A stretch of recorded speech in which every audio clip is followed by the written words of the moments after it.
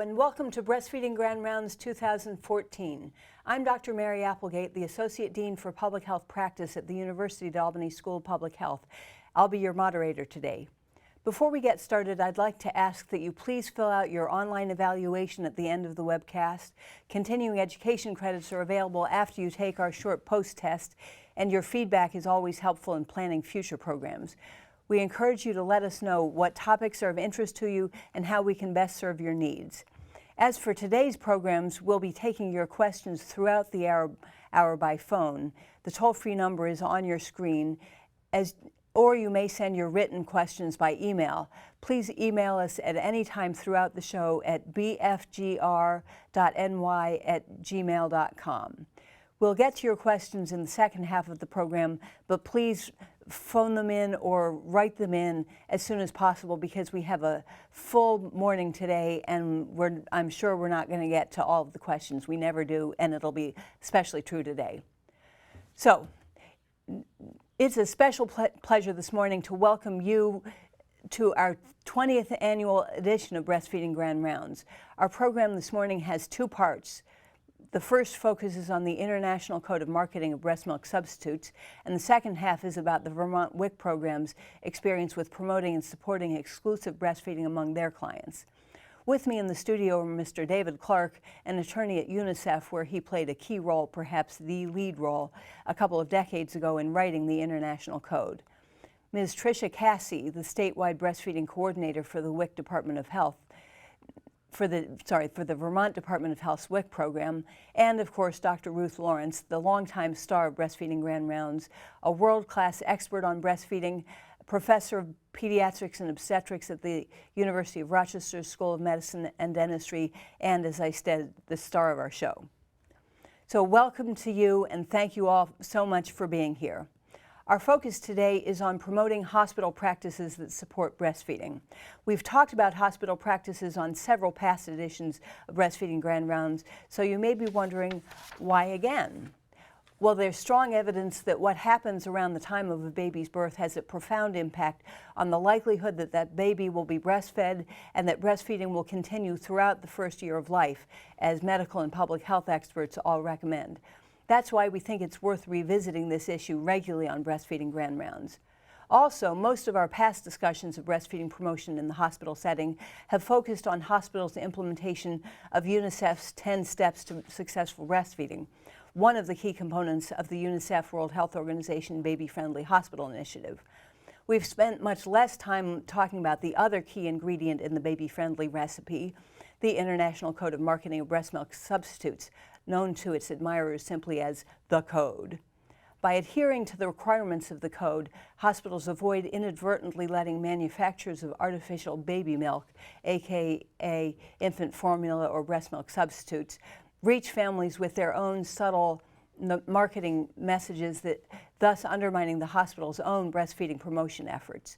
For a refresher on the 10 steps, I encourage you to visit the UAlbany Center for Public Health Continuing Education's extensive archives of past Breastfeeding Grand Rounds webcasts, particularly the 2006 show, which featured Mr. Clark's former UNICEF colleague, Dr. Miriam Labach, and the 2010 show, which featured the director of Baby Friendly USA, Patricia McEnroe. That one also, taking one moment out, also featured my daughter, Virginia Fisher, whose birthday is today. Happy birthday, Virginia.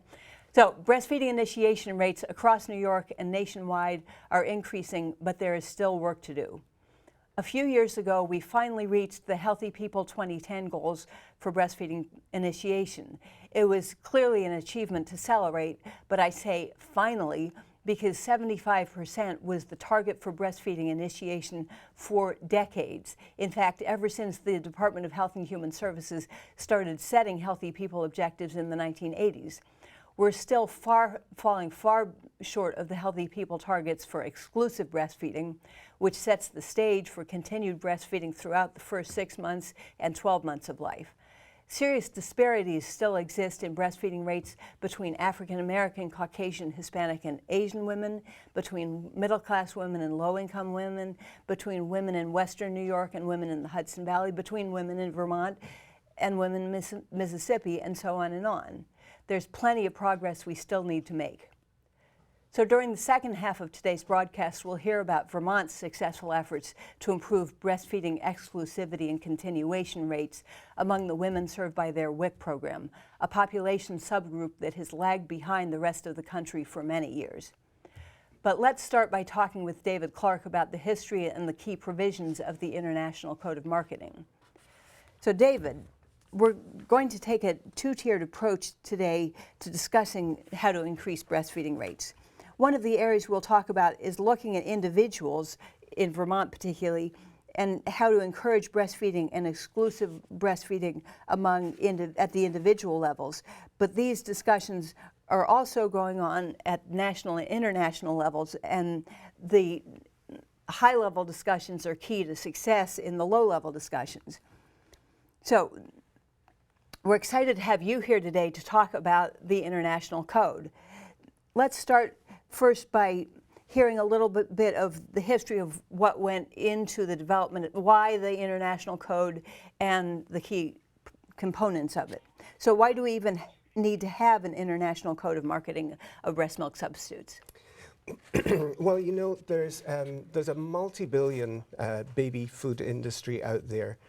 We've heard. Yes, and they would like to have as many women as possible give up breastfeeding and artificially feed their babies. As soon as possible. As soon as possible. So clearly, and you know, WHO has pointed out that, you know, anybody that's in a market is there to increase the market for their product, and that means less women breastfeeding, and then of course they want to persuade you to buy their product.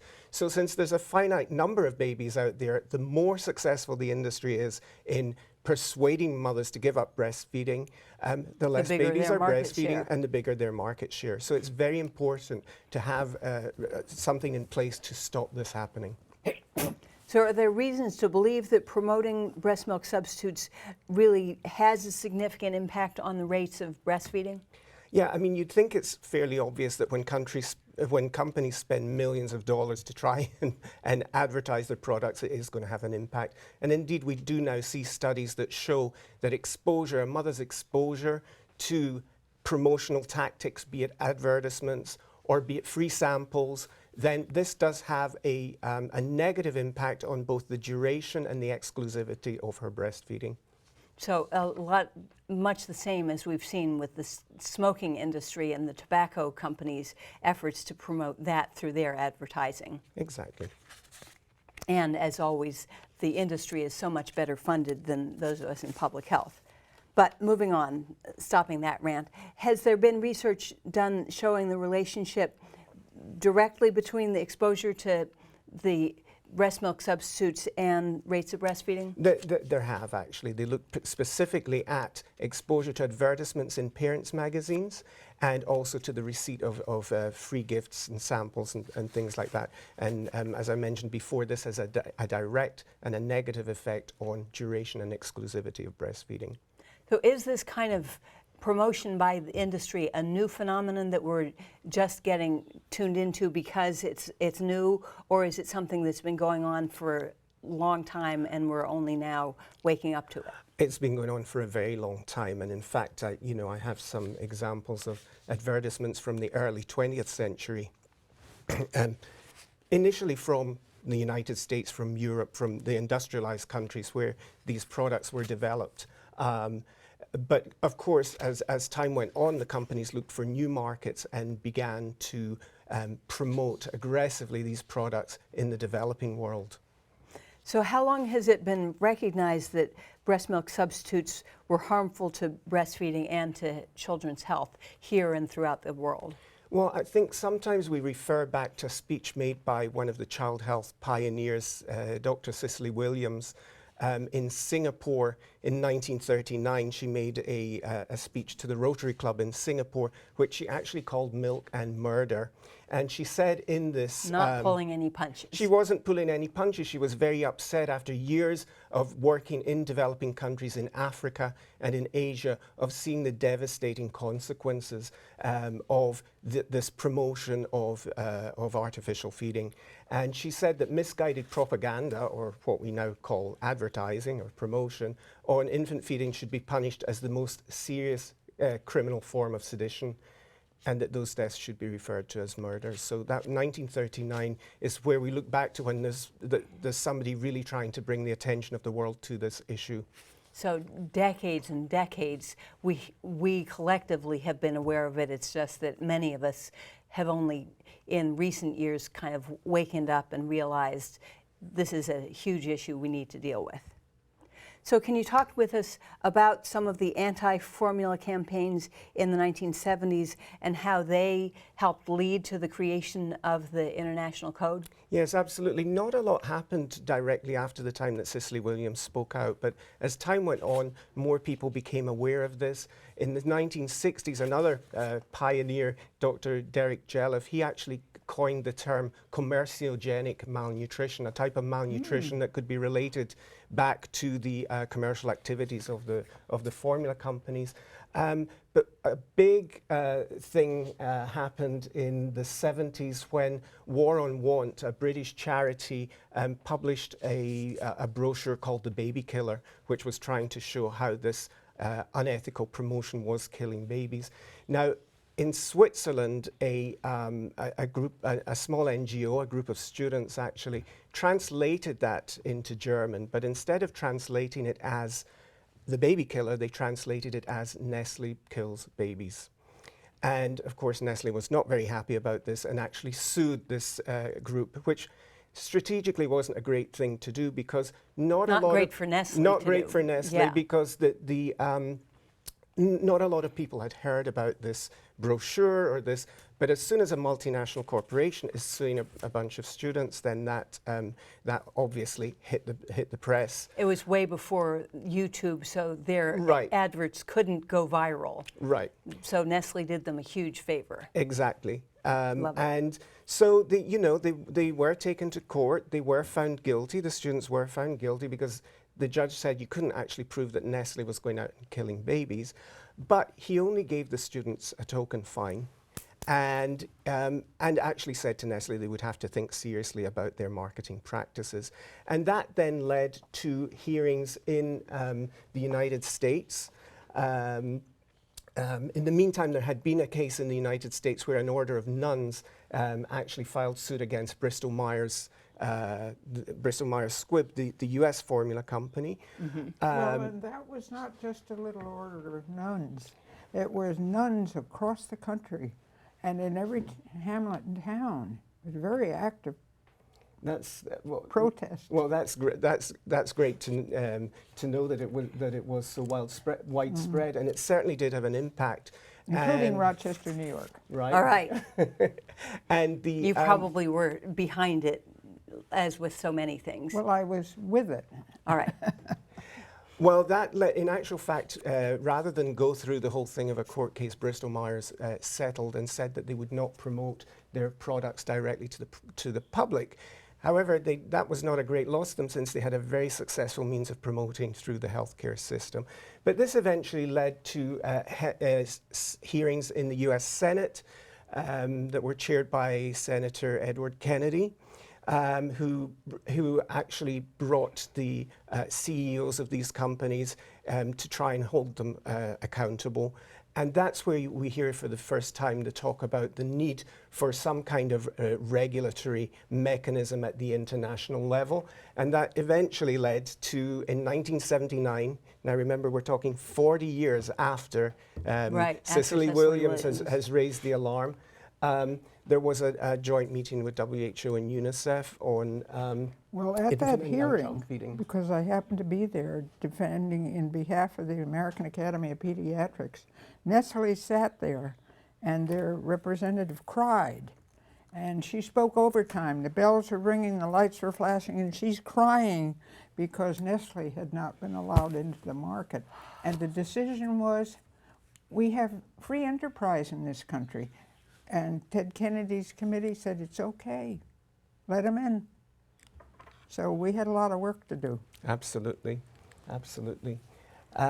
So this actually led to the decision to create the code, and it was drafted by WHO with help from UNICEF. There were health experts involved, the NGOs were involved, and in actual fact the industry was also involved in negotiating the code, which is why sometimes it's not as perfect as it might be. It's a little more mealy-mouthed than it might have been. Exactly. So what were some of the key provisions of the code?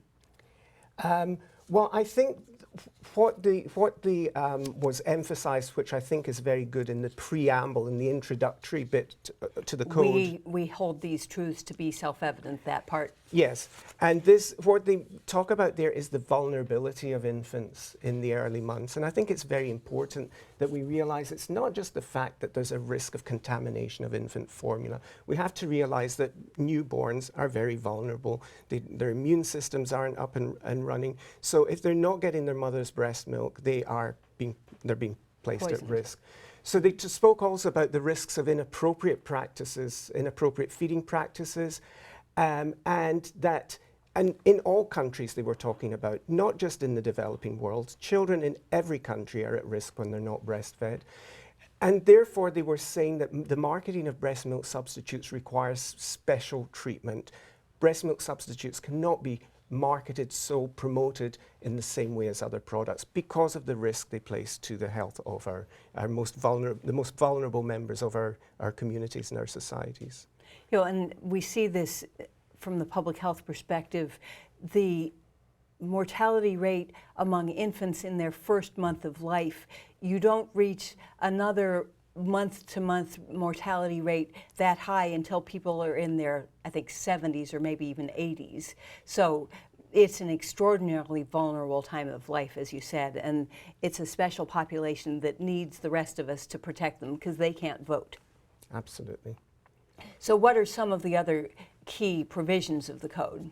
Well, I can go through some of the key provisions and give you some examples of the sorts of violations that are occurring, which I have collected and also have been collected also by some of my NGO colleagues, particularly in IPFAN, the International Baby Food Action Network, from around the world. But we have to remember that this code is a global recommendation to all governments to incorporate this code into national legislation. The only way we can hold companies accountable is when we have national legislation in place and the means to monitor, enforce and impose sanctions. That is what changes corporate behavior.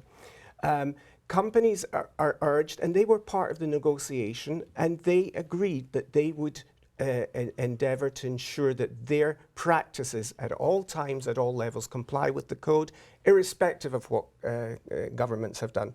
We know that they don't do that. They find all sorts of ways. Fingers crossed behind their back when they said that. Exactly. And then the code is further, people sometimes say, well, this code is 1981, for goodness sake, it's so out of date, technology has changed, but the code is updated regularly, every couple of years, by the World Health Assembly, which adopts subsequent resolutions to try and address some of the new marketing practices that arise, or some of the developments in science or whatever, just to keep the code up to date. Current. So it is current, it is up to date. Yeah. So it's obviously an extensive document, and in the resource materials, people have links to websites where they can read the whole thing in its entirety. What are the key aspects of it that you hope that our audience will take home with them, take to work with them today? Okay, well, I think the first one is that there should be no advertising or no other forms of promotion of breast milk substitutes to the general public. That is our number one. That's our number one takeaway from this: no advertising. And I think I'm showing here a recent advertisement from Canada, and you can see the way the company is really trying to equate breastfeeding and formula feeding as if they were exactly the same thing, and that is not allowed under the code. You're not allowed to suggest that there is equivalency between infant formula and breastfeeding. Yes, because they learned from Mother Nature, but they weren't very good students, really. Right.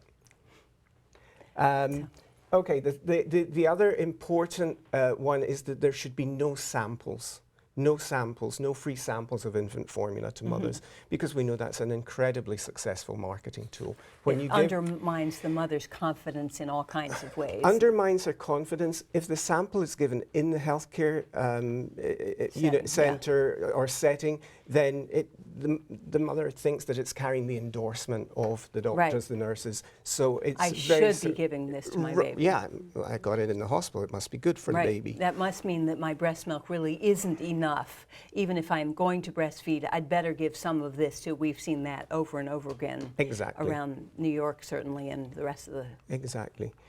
The next one is there should be no promotion, no special promotions in shops or retail outlets.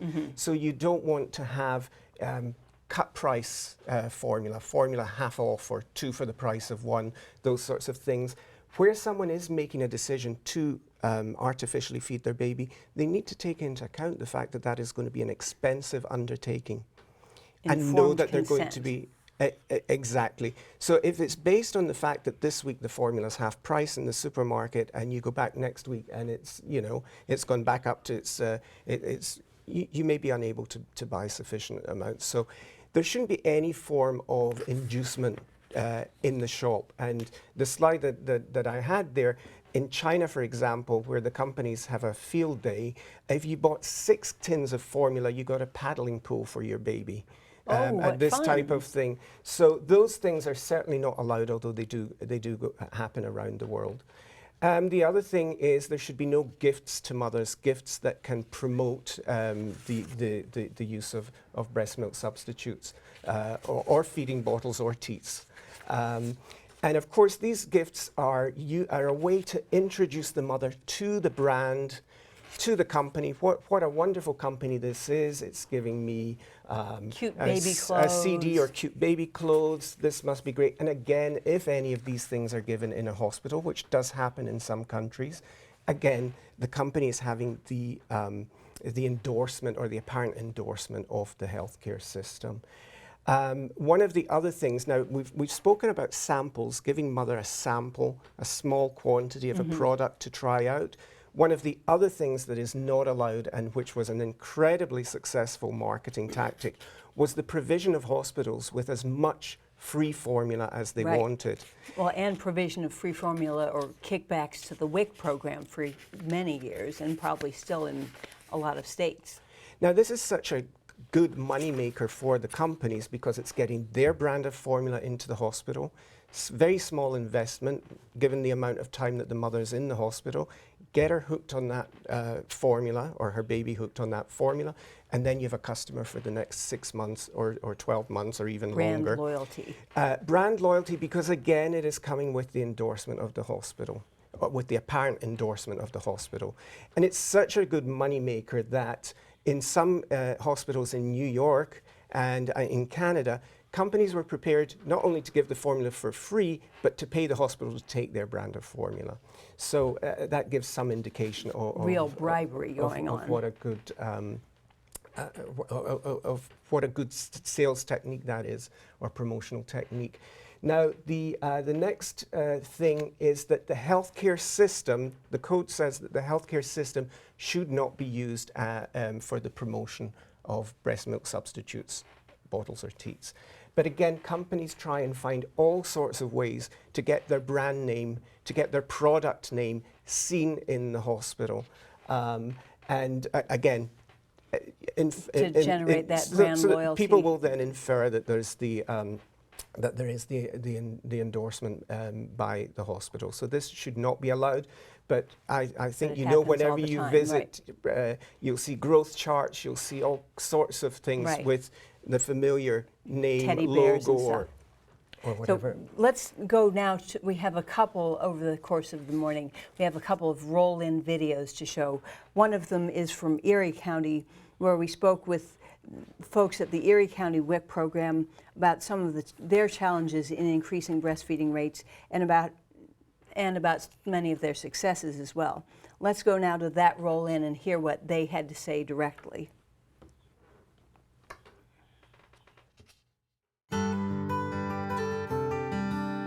The mission of Catholic Charities is that we are a Catholic-sponsored human service agency serving anyone in need in the 8 counties of Western New York.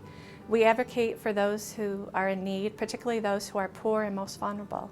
So the work of WIC fits in perfectly with the mission of Catholic Charities. In 2009, when we started with the WIC program here in Erie County also, our breastfeeding initiation rate was only 44% for our 2 counties. Now in May of 2014, we are up to 62.3%. So in a really short time, we have had great success in increasing our breastfeeding rates. And I think our biggest impact had to be our staff. We have a really fabulous, enthusiastic staff that were really eager to create change in our community. They help to empower our moms, to provide education for our moms, and to be that support to give breastfeeding a try. Most of our moms didn't have family or friends that had ever breastfed, so WIC may have been their very only support to even consider breastfeeding. Some of the things that we do that may be unique or different with our WIC program is that we have a very extensive peer counselor program. Every prenatal mom is paired with a peer counselor as soon as she's pregnant and on our WIC program. We have peer counselors who have twins and triplets. We have peer counselors that speak Spanish.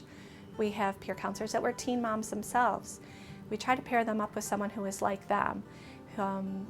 We also have cell phones for our peer counselors, so moms can reach them outside of normal WIC hours, because it's always Friday night at 8 o'clock when you have a question about your baby. At our agency, we support moms with breastfeeding in a non-judgmental atmosphere. We have a lot of support just within our agency as well as in the community. We try to focus on mom's goals because it's not about us. Of course, we would want to see every mom breastfeed exclusively for a year, but that's not going to happen. So if she's happy with breastfeeding for 6 months or 6 weeks, that's what we want to help them achieve. It happens all the time that we get clients who are maybe not interested in breastfeeding or have a lot of barriers and maybe not a lot of support at home and are maybe scared to try something new because all they know is formula feeding. So at WIC, we can be their support. We are moms ourselves. We've breastfed, we've been there. We try to come across as their friends. We don't try to pressure them into breastfeeding. It's definitely their choice, and we are there to support them and help educate and break down those barriers. Some of the challenges that we face are the high number of moms that are supplementing with formula right away in the hospital, and also some of the physician misinformation that our moms receive also are probably 2 of our biggest barriers with helping moms exclusively breastfeed and continue to breastfeed. A couple of the things we've done to help overcome those barriers is that we now have our peer counselors visiting moms in the hospital. We have 4 days a week, we have coverage at Buffalo Women's and Children's Hospital, where our peer counselors go and visit all of our mothers who've had their babies. We also visit our moms who are there on bed rest. So it's just a really great way to provide support and encouragement, talk about stomach capacity, about skin to skin, about nursing on demand. And the lactation consultants at the hospital are very busy, and they may have 25, 30 mothers to see. It's nice that our peer counselors are there too to provide extra support to the moms too before they come home. I think their turning point when they want to try or are willing to the option of trying breastfeeding is just knowing that they're not alone, and that if they don't have the support at home, they have support through WIC, they have support at their pediatrician's office, in the hospital. We have the peer counselors who are there at nighttime, weekends. So they have 24-hour support and they're not alone, and it shouldn't be a scary thing. You know, just give it a shot. I always tell them, you have nothing to lose and the baby has everything to gain. Just try it, and if you don't like it, no harm done.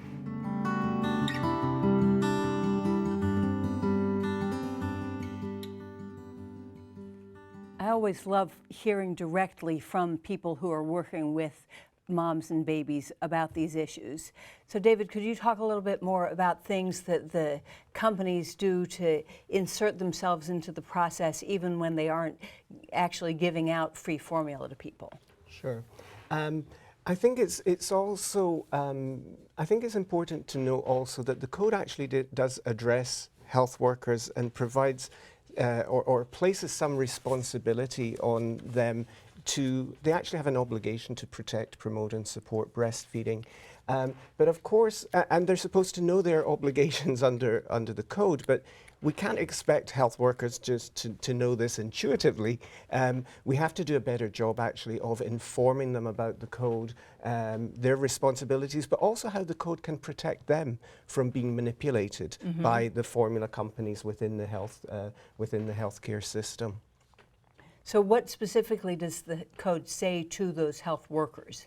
Well, it basically says that they should encourage and protect breastfeeding, and they should make themselves familiar with the code and the responsibilities under the code so that they can prevent this, as you were talking about, the companies coming between the mother and the baby, if you like, with their subtle ways, particularly through the healthcare system, to try and interrupt breastfeeding. So if the companies can't make their moves through healthcare institutions or through individual providers, what does the code say about their efforts, which we know are many and varied, to get directly to moms? Well, you know, the code is actually very clear on this. It wants to make sure there is a solid barrier between them and mothers, pregnant women and mothers. We want women to make fully informed decisions based on the up-to-date scientific information we have about the benefits of breastfeeding, the risks of not breastfeeding, and all the implications of not breastfeeding. So you don't want mothers being advised on how to feed their babies by people with an interest in selling a product. So the code is very clear. There should be no direct or indirect contact between the companies and mothers. What do you mean by direct and indirect? Well, direct obviously is a salesperson coming to the mother, mailing things or out mailing to them. things. But indirect, I would say, covers things that are becoming very clear, like putting up helplines or baby club numbers or that kind of thing. I think this is a sort of indirect contact, because the company then claims, well, we didn't contact the mother contacted us. But of course they are reaching out with this number or whatever, or club, to join, so that they can get the mother's information, the age of her baby, and start sending out samples things, or information to promote their Coupons. products when the baby reaches those particular milestones. In these days of modern times, I'm sure there are websites and blogs ostensibly written by unbiased moms about their experiences raising their babies that are actually written by the advertising directors at the formula companies. Absolutely. I mean, I think the companies discover the new technologies and use them better than we do. Well, they have much larger budgets than we do a lot of the time. The AstroTurf But we do know aspect that of in some countries, new mothers are receiving promotional messages on their cell phones, for example. And probably being friended by companies who want the best for their babies, but they really want the best for their bottom lines. Absolutely. Well, most communities, births are public information. They're published, a list of births are published in the paper. So it's open. Open season on babies. That's right. Yeah. What about gifts or free samples sent not to mothers but to the healthcare providers? Well, the code actually allows healthcare providers to receive a sample of their products for the purposes of evaluation or So scientific they can put it research. in their own potty or coffee? Yes. And of course, this has often been used as a means, as a loophole, because the company will in fact deliver many tins of samples to the doctor, and they get, they're distributed to mothers. That is not allowed.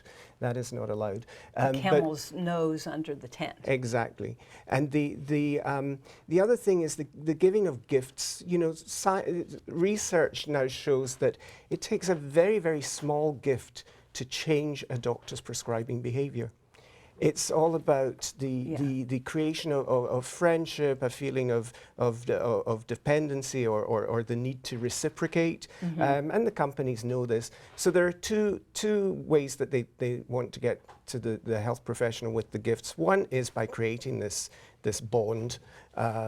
You scratch my back, I'll scratch yours. And the other is by having these gifts with the company's name and logo in the hands of the doctor or the midwife or the nurse. Again, is carrying the endorsement of that company and getting its name to the mother or caregiver. But what does the code say about the kind of atmospherics, what the companies put on the packaging of baby formula, other baby food products? What does it say to that? In terms of formula, there shouldn't be any images or words that idealize the use of artificial feeding. And there's certainly on infant formula, there should not be baby faces. Big chubby cheeked baby faces. The packaging is very, very much part of the promotional strategy, and having attractive, appealing looking labels obviously draws the attention of the purchaser, and it's not allowed under the code.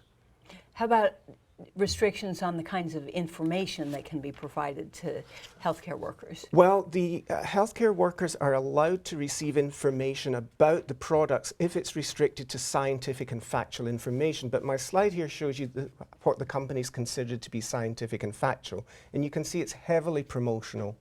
There's very little scientific, information in there. And of course, what happens is the company will provide the doctor with many, many copies of this, and it will be used. It will get into the hands of mothers and actually just be a form of promotion to mothers. So essentially, the code attempts to take on the full range of nefarious practices that the companies engage in and get rid of all of them. Yeah, and when it is implemented, then it actually does prevent these unethical practices that undermine breastfeeding and promote artificial feeding. And the companies know this. They know that they worry about successful code implementation. So what do you mean when you say they know it? Well, if they know that when there's good code implementation, it actually impacts on the sales of their products. We read in a marketing report that government regulation is a growing constraint. This is in the words of the industry, and that they are taking a rearguard action on a country-by-country basis to undermine the legislation that is either in place or is proposed. Again, huge parallels with the whole tobacco industry tactics. So how about giving us an example about how the code differs in different countries in terms of its level of enforcement and the impact of all of that? Now, again, I have a slide again from this Euromonitor report, which shows the huge difference in the sales of infant formula in India, which is the little barely seen grey boxes down at the bottom. There, the sales of infant formula have been stagnant for years because they have very strong law in place, and the government implements and enforces it and takes companies to court. And the orange bars are the sales of infant formula in China, where there's no real regulation in place, no enforcement, and the companies do pretty much what they like. For example, offering a free paddling pool if you buy 6 cans of formula, which I referred to before. And you can see this in the actual sales of the formula. India has really taken to heart the importance of widespread promotion of breastfeeding and tamping down the efforts to undermine that. Exactly. Well, in Vietnam, of course, there's a campaign where Nestle promoted their coffee creamer and used all sorts of baby images and everything. So people started feeding their babies coffee creamer? Yes, because it was cheaper than the formula. Yeah. And of course it has absolutely white no nutrients at all. This was a big problem in Laos also. Yeah. And in fact, the logo on the coffee creamer and the infant formula was almost identical. It was very, very difficult to distinguish. And it took a lot of effort to get them to stop doing that. Right, because it's the sort of thing that unless you think like the formula companies, you would never dream of encouraging people to feed their babies coffee creamer. Absolutely. So what are some examples of victories that UNICEF and WHO have had in taking down companies that have been practicing against the code? Well, I'm sure you've got good pictures there. It's not actually UNICEF and WHO Oh, that do it. It's the government, it's the government that does of it. the local we country. support the governments in You're the adopting the cheerleaders. legislation, and then it's the government that does that. But I have a couple of examples. This is a good one. In Botswana, they have been very serious in implementing the code through legislation and enforcing it. This is actually a billboard, not for a formula, brand of formula. It's actually for an insurance company, but they mistakenly thought they would use this lovely image of the bottle-feeding baby. So not code compliant. Not code compliant, and as soon as it was reported, they were sent to rip it down. But another good way to tell where there's a success is looking at the labels of products, because you can take the same product from two countries and compare the labels.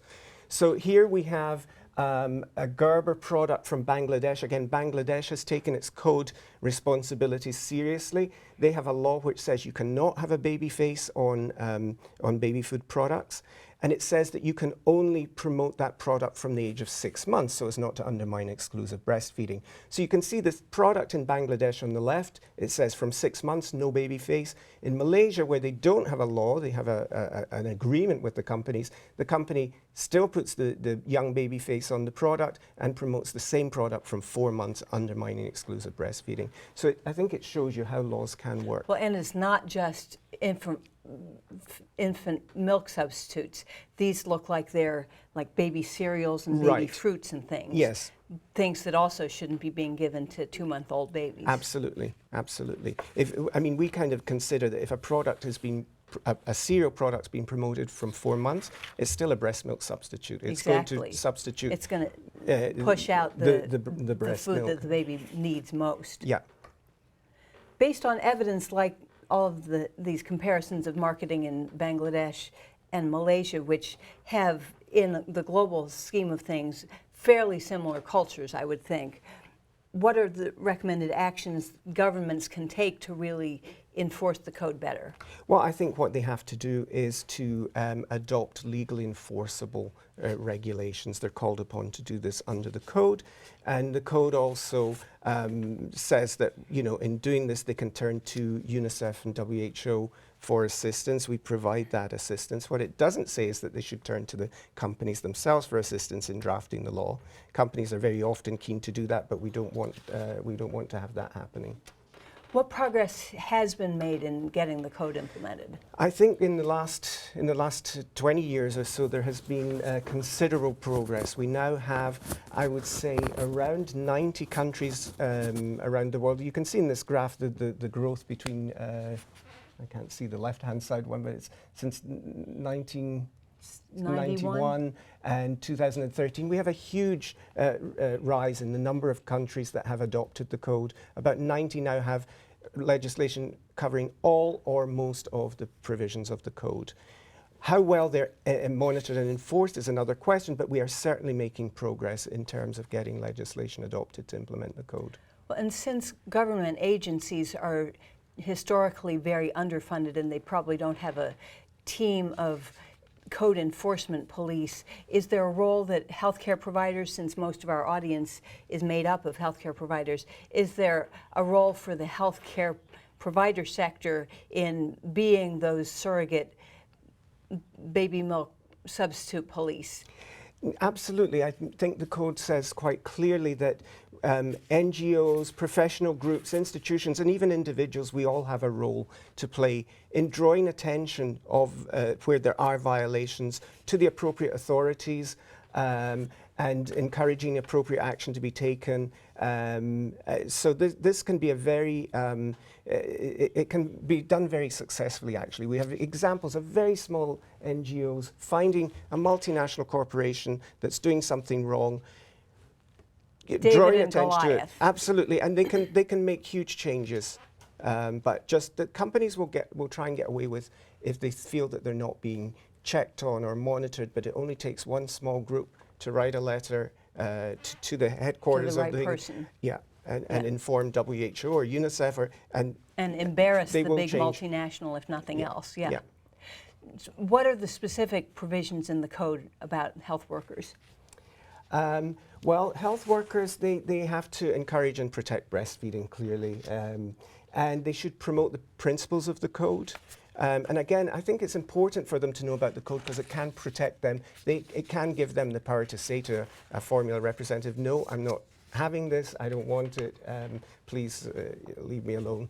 You know, of course, governments, though, and health authorities need to give appropriate information and advice to health workers so that they can carry out these. And again, remember that healthcare facilities should not be used in any way for the promotion of products covered by the code. So we already talked about what government's responsibilities are according to the World Health Assembly's recommendations. So let's skip the next couple of slides because we're starting to fall behind. It's so much fun to have a conversation. So what are some of the strategies that individuals and organizations can use to avoid these conflicts of interest and code violations? Well, you know, there are all types, different types of sponsorship that can come into play and that can have an impact. So really the World Health Assembly has said that we should really avoid any of these types of conflict of interest. Things like gift items, meals. Companies are we should all bear in mind there's no such thing as a free lunch, and remember that. Help with conference expenses, because as I've said before, this sponsorship, it creates a sense of obligation or a need to reciprocate. And it influences your attitude to the company and its products, and we know that it has an impact on the advice that doctors then give. But there's no regulation against them exhibiting at medical meetings, right? They can exhibit at professional meetings if it's restricted to scientific and factual matters. It shouldn't be used as a promotion. But we know that it's a fuzzy line. We know that that's not the case, and you know, I've been to professional conferences, and you see the mascots like the blue bear or the Roscoe bear, somebody inside a bear suit. I mean, that to me is not really scientific and factual. But, not so much. But that's the sort of thing that goes on. So what do like international professional organizations have to say in response to the code? Well, you know, I think if we look to the International Pediatric Association, they have guidelines which say that they should not accept donations, or they will not accept donations from companies that are directly involved in violations of the International Code of Marketing of Breast Milk Substitutes. And in my experience, all of the large multinational baby food companies are involved in violations of the International Code of Marketing of Breast Milk Substitutes. I have to say, however, when it comes down to the national level, in some countries, the national pediatric associations are not following this guidance and do get lured into it. And this is a very serious matter, I think, that has to be resolved. Well, the Academy of Breastfeeding Medicine is adamant. Right. Ruth and I are members of ABM. No, you're not, because you're not, unfortunately, a physician too. But yes, we're both charter members, Ruth especially, but I signed on very early too. And it's wonderful to have the support of organizations. Show everybody else what they should be doing. Yeah, exactly. Yeah. Exactly. And there are in India, they've been very strong. Their Pediatric Association has been very strong in cutting the ties. And it has an impact on the outcomes, as we saw from the slide on the formula sales in India. Right.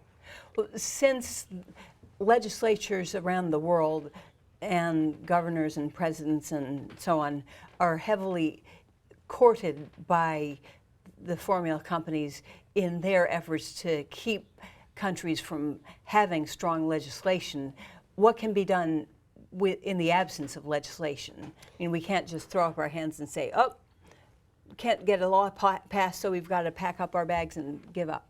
Well, you know, I think that, for example, in New York City, Mayor Bloomberg, the previous mayor, he did this initiative where he stopped hospitals from handing out formula samples. That's one thing that can be done, and since it's a very successful marketing tactic, why not start there? And so they had what they called the Latch On initiative. I think they've already been seeing some increase in hospitals taking part. In one, the breastfeeding rate increased from 39 to 68%. So it's very clear that there are certain practices that can be dealt with within the hospital setting that can have a huge impact. So we shouldn't even give without up. being forced to do it by laws that are adamantly enforced. Hospitals on their own, individual practitioners on their own, all of us can play a role in this enforcement and in adhering to the code better. Absolutely. So finally, what are the takeaway messages you'd like our audience to take home with them and, as I said, take back to work with them when it comes to the code? Because time marches on and we need to move on to the individual level conversations about Vermont. Well, I think that clearly there's such clear evidence that if we allow the companies to promote their products, this is going to have an impact on breastfeeding rates, a negative impact on breastfeeding rates. We know that the healthcare system and health workers are targeted as a channel for the promotion of breast milk substitutes. So we have to make sure that we protect our health workers as well as our mothers and babies so that they're not manipulated and used as salespersons. So the health workers need to be aware of the code and the responsibilities, and we do know that successful code implementation can work, and it can protect mothers from the commercial pressures and enticements to give up breastfeeding so that their babies will have the best start in life. So that is the good news about the International Code. So I thank you so much for giving us this sort of first-person narrative about why the code, what it involves, and what it means to the health of moms and babies around the world. It's been my pleasure. Yes. So let's move now to the much smaller scale and turn to Tricia Cassi, the WIC coordinator from Vermont, to talk about what you've been doing with your population in terms of increasing exclusivity and, as a result, continuity rates for breastfeeding. Yes, thank you. WIC implemented a study that combined screening, targeted counseling, and social marketing to better support our WIC mothers to reach their own breastfeeding goals. But before we start with that, I'd like to start with a little bit of history, because Vermont did not always have such high breastfeeding rates. We started at about 35% back in the early 90s, and each implementation of our of the work that we do in WIC, the work that we do with our community partners, has really inched our breastfeeding rates higher. And so over time, we've seen a nice move until our exclusive breastfeeding rates are fairly good. We still have work to do, as most states do, but I think this graph shows the possibility of all of the work and the partnering with our community partners and the healthcare providers that really can make an impact at the local level. Yeah, and as I often said, to have a satisfying career in public health, graphs like that really have to stir your heart and make you think, yes, we did it. Yes, we can. Yes. And that's a wonderful graph. And you could see points, there was this steady upward movement, but with some significant upticks when specific things started happening. And I'm sure you'll tell us about those. Yes, those programs really make a difference. Before the study, most moms do initiate breastfeeding in Vermont, but we did see a quick drop-off. Many moms stop breastfeeding before they're really ready to stop. And that's been a problem across the nation. I think we see that in Vermont, and you see that in other states too, New York included. Mm-hmm. Many of us, initiation can be high, but then the drop-off can be pretty quick. So 2/3 of the moms are supplementing with formula very early on. Within a week or two. Yeah, it's quite quick. So to better understand this, we looked at the pregnancy risk assessment system. The monitoring PRAMS, system, one of PRAMS. my favorite acronyms. Yes, PRAMS. And they included questions that got to the heart of this, to ask about those practices that were successful breastfeeding practices. So that helps you get under those sheer numbers and figure out why this is all happening and what you can do about it. Right. And that questionnaire showed us that moms stopped breastfeeding early on. And similar proportions of WIC and non-WIC moms reported stopping breastfeeding because of milk-related issues. They stopped because they thought the baby wasn't gaining enough weight, or they believed that breast milk alone was not satisfying that baby. And some reported that they didn't make enough milk. So some of these comments also hinted at a lack of knowledge about the importance of exclusive breastfeeding. And we think and what to expect in those early days. It's perfectly normal for the baby to want to eat every hour or two. This doesn't mean the baby isn't getting enough milk. This means the baby is helping you build up your milk supply. Absolutely. So we realized that we had to do a little bit more education in that prenatal period to teach moms these important concepts. We also know that both WIC and non-WIC moms reported reasons for stopping breastfeeding that seemed to lack a professional support and confidence in their own breastfeeding skills. They stopped breastfeeding because of sore nipples, or they had difficulty with nursing. And of course, as we see around the country, many moms stop because of going back to work or school, because that can be a significant barrier. And they confront often, if not a hostile work environment to breastfeeding, at least not a work environment that nurtures them and helps them continue to breastfeed after that transition. Right, right. So did you find anything noteworthy in your review of PRAMS data? And PRAMS, by the way, is available around the country. It's a CDC study that every state implements to one degree or another. So everybody in the listening audience has access to PRAMS data about your own state, or if you don't yourself have access, find out who in your health department does. Anyway, back to what I was going to ask. What noteworthy findings did you have about differences, both real differences and perceived differences, in the kind of support that was provided to mothers who were part of the WIC program and to the non-WIC mothers, the higher income moms in the state? The PRAMS survey data also showed that WIC moms had different hospital experiences than non-WIC moms.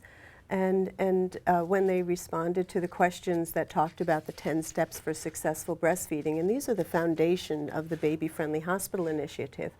So compared to non-WIC mothers, mothers in Vermont's WIC program were less likely to report feeding the baby only breast milk in the hospital. They were more likely to report her receiving a gift pack with formula, and more likely to report the baby using a pacifier in the hospital. So they were also less likely to report the baby rooming in with them and breastfeeding their baby in the hospital. And they also talked about hospital staff did not help them learn how to breastfeed, and hospital staff did not always tell mom to feed on demand or on cue. And sometimes the hospital would not give them phone numbers for follow-up support, which is really crucial in those early weeks when moms need all of that help. Especially those early hours and days when suddenly you're home all by yourself and there's no owner's manual that came with this baby. Right, right.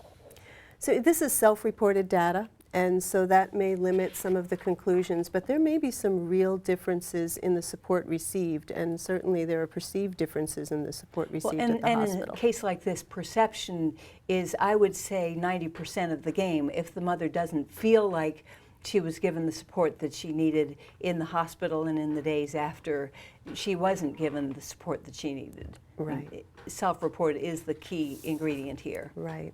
And what troubles me, especially hearing your results, is that the women in the WIC program are likely to be the women most in need of outside support systems, because they are the women most likely not to come from generations of breastfeeding women, so they probably don't have their own mother, their own older sisters and aunts and their cousins.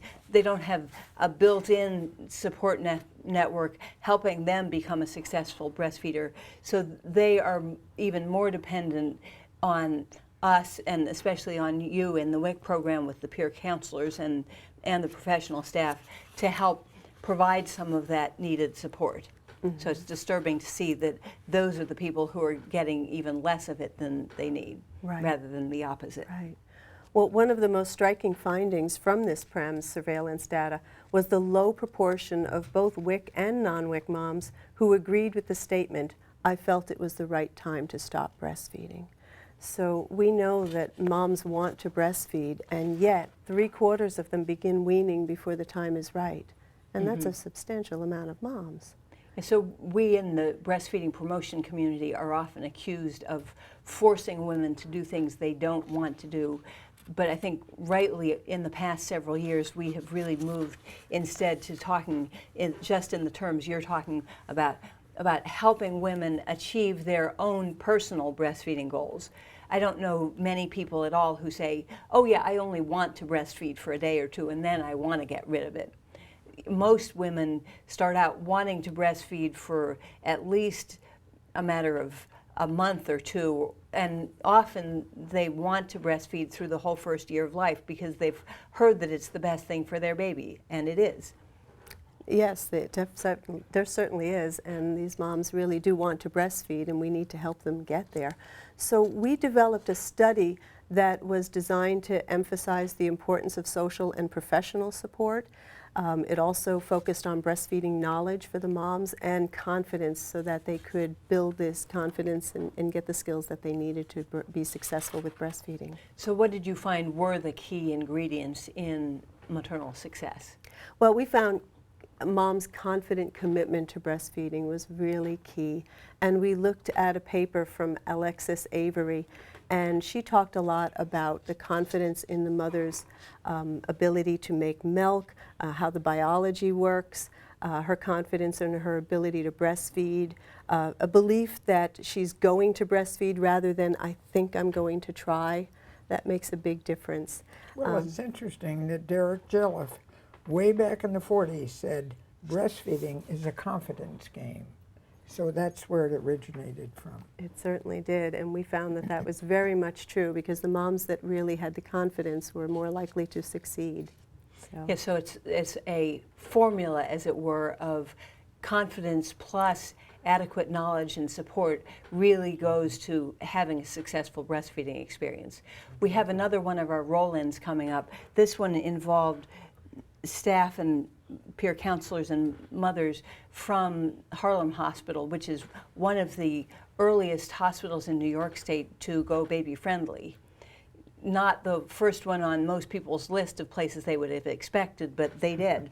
So let's look at the roll-in about the experience at the Harlem Hospital and their WIC peer counselors.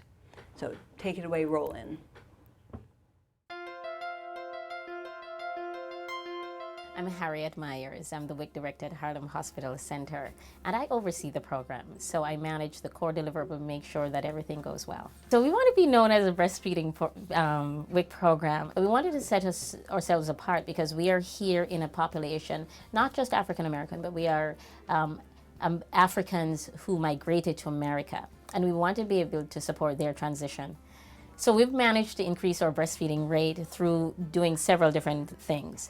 And one of them was to first hire peer counselors and ultimately extend the peer counselors' contact. So we increased our resident peer counselors' hours more, and then we also hired more peer counselors. I think one of the key points in making our rate increase so rapidly is by hiring peer counselors who speak the language of the breastfeeding mothers. A breastfeeding coordinator means you have to be committed, you have to be decisive, and you have to have an attitude to do this job. And you have to trust your PCs and train them very well. My job is to promote, support, and encourage breastfeeding mothers. And my goal is every mother that comes through the door to Harlem Hospital has to be referred to the breastfeeding peer counselor, because after we see them, that's where we go. Hi, so my name is Liza Rivera, and I am one of the breastfeeding counselors here at the WIC office. And basically, breastfeeding counselors are here to just help educate and support moms on their breastfeeding decisions or on their breastfeeding journeys. Even if they don't want to breastfeed, we're also here to support them and just, let them know what's the benefits of breastfeeding and why they should try it. We always like to let them know that some type of breast milk is better than none. And that we're here to help them, because a lot of times they just scared to breastfeed because they hear the horror stories from other moms. So the first thing I always let them know is, well, you guys have a head start because now you have a PC that's here to help you. I would say, make sure your peer counselor can interact with the mom. Language barrier is, make sure that you hire according to your language barrier, your participants. Over here at this WIC office, we have moms who speak many different languages, and because we are mostly, African community, we have 2 African peer counselors that speak all types of different languages.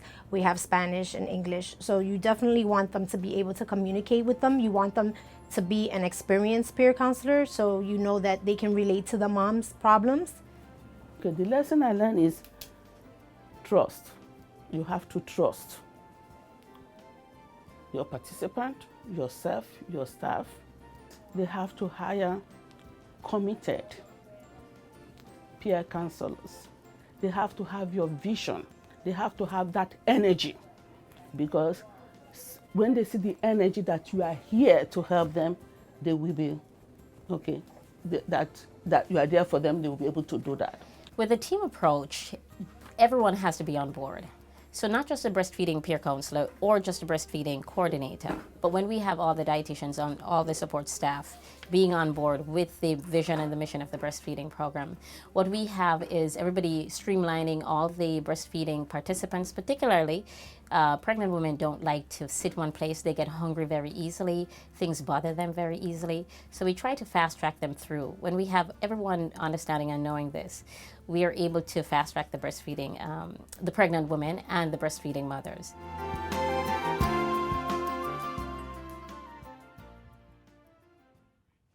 So Tricia, how did you and your WIC colleagues in Vermont help women gain this confidence that they were talking about in Harlem? Well, we also looked at another paper from Paula Duncan, and she explored asset building as a way of improving adolescent health, and we believed a similar approach could be used with mothers to help them reach their personal breastfeeding goals.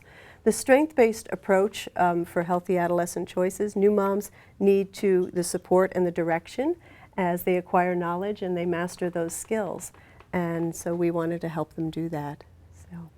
We know that raising awareness about what skills she might need will really help her accomplish her own goals that way. So we wanted her to build her confident commitment, and that seemed really fundamental to her reaching her own goals. So we have the opportunity in WIC to do a lot of work in this prenatal period, and we use peer counselors a lot, and they really do help us work with the moms. So. And you've talked about one of your other goals was not only to get women to change their perceptions about their own abilities, their own self-efficacy, but you wanted them to look at WIC in a different way. Could you talk about that? Oh, absolutely. We wanted to change the perception of WIC as the place to go for good breastfeeding support and not just be the place to go for formula. We know that to get moms past those first weeks, to breastfeed for a long time, we need to get her breastfeeding at least for a few days and to help her support her in those early days. Yeah, just one day at a time, continue, Right. And the more she does, the more confident she'll be. Right. So we developed a plan and we trained our staff. Our goal was that our staff would have some very good assessment skills so that they could assess where mom is at. We wanted to assure that they would have referrals to community partners who could support those moms, community partners, lactation consultants, midwives, who would be able to support that mom with the knowledge that she needs. And also to recommend for the WIC certifiers, CPAs, to promote our higher value food package. At the time we did our study, WIC had just introduced a brand new food package. This was back in 2009. And this food package was perceived as having a higher benefit. Often moms thought of WIC as the place to go for formula, and that was perceived as having an economic benefit. And we wanted to put in a whole policy change that introduced a new food package so that moms that were exclusively breastfeeding would have good quality foods, fresh fruits and vegetables, and they would have this for a longer time. So that created more value in perception. Yeah, as friend of the show, Trish McEnroe often says, WIC has been engaged in an effort to transform your image into the world from being the formula people to being the breastfeeding people. And we've seen around the country examples of how that has happened very successfully, and Vermont is one of the shining examples of that. And it really happens most successfully with peer counselors because they are that mom-to-mom support, and they're the ones that really can help. So we also worked a lot with peer counselors, both prenatally and postpartum. The peer counselors follow. The peer counselor program was started about 40 years ago by a WIC leader in Georgia, Wanda Grogan, and she had the idea of a peer counselor is not some medical person who comes in and tells you all about it, but somebody who's been there. But it's been around the country for 40 years. Oh, it makes such a difference. I started out as a La Leche League leader, and that was my original peer support group, and they were really wonderful. Yeah. Well, and if you look at the lineup of the four of us sitting at this table, we would not be very effective in reaching out to a Haitian immigrant or a young 15-year-old mother whose own mother was 15 when she was born. I mean, she would hear what we have to say and just zone it out. So peer counselors, I think every one of us would agree that that is one of the absolute keys. So what were some of the other strategies that you found? And they should be paid. And yes, they should be paid They're peer not counselors. Volunteers, they're part of the staff. There should be a career ladder from that to being lactation counselors to being IBCLC, lactation consultants. Right, right. Yep. And Vermont does pay our peer counselors, and we're Good very job. pleased about that. Yes. Another star for Vermont. Yay. Yes. Yes. So what were some of your other successful strategies? Well, we used two interrelated interventions because we also knew that we needed to talk to physicians. So we had two goals. Our first goal was to increase exclusive breastfeeding by 10% at 4 weeks postpartum. We figured if moms could make it to 4 weeks, they're more likely to continue for several more weeks or months or even years. And we decided to front load our intervention in the prenatal period and see if it stuck by measuring exclusive breastfeeding rates at 3 and 6 months. So we called this intervention the You Can Do It. Our second goal was to improve WIC's reputation in the community as sincere and credible partner in breastfeeding support, especially among the OB, pediatric, and family medicine providers. And we called this intervention WIC Can Help. So the intervention design included support from peer counselors. At the time, we only had 3 offices with peer counselors, so we used the study in those offices. Yeah, so You Can Do It and We Can Help together created this combination of confidence, knowledge, and support that's key to success, as we were saying earlier. That's right. That's right. So when you started thinking about changing the WIC policies and changing WIC's perception in the community, who did you get advice from about how to go about that? We talked with local area physicians and breastfeeding champions, and we also worked with the staff in our 3 local district offices so that they could see that this intervention would work in their office and to make sure that it could be implemented with the time and staffing that's available. So going back to the You Can Do It program, what were the specific components of that? Well, we had a very much a prenatal time where we talked with moms a lot. So we brought them in for that first enrollment, and we did a screening. We used a screening tool, the breastfeeding attrition prediction tool, and we screened mothers for risks. And then when they came back for their mid-pregnancy visit, we talked with them about the results of that and targeted the counseling to meet their needs. We had a breastfeeding group that they could attend. We invited their partners, their mothers, their mother-in-laws, any family members that wanted to come and learn more about breastfeeding. So this could be a group visit that, you know, they could invite their friends and family along if they wanted to. And Because as we know, that family support or lack of support can make a huge difference. Right. And we also had some targeted social marketing materials for the moms to take home with them. Often they didn't have their partners and families with them, so these social marketing materials could bridge that gap and help them. Yeah. Yeah. So postpartum mothers could receive up to 3 more contacts in those first 4 to 6 weeks, and staff assessed mom's knowledge regarding the signs that her baby was getting enough to eat, and a second screening was done by the WIC peer counselors to assess for risk of early weaning. And exclusively breastfeeding mothers also received that immediate food package upgrade so that they got a higher value Positive food package. feedback immediately. Absolutely. Yeah. So what were some of the demographics of the study population that you were working with? Well, our study moms were more likely to have completed high school. They were more likely to be pregnant for the first time, and they were more likely to have intentions to breastfeed. Which matches all studies at any socioeconomic.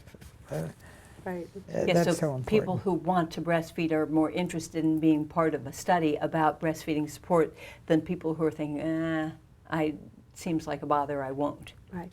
Well, education is an important part. It Right. really is. It's not about You don't race, have and to it's have not a- about money, it's about education. Right. And we're not talking PhD in lactation science. We're talking, you know, a high school degree.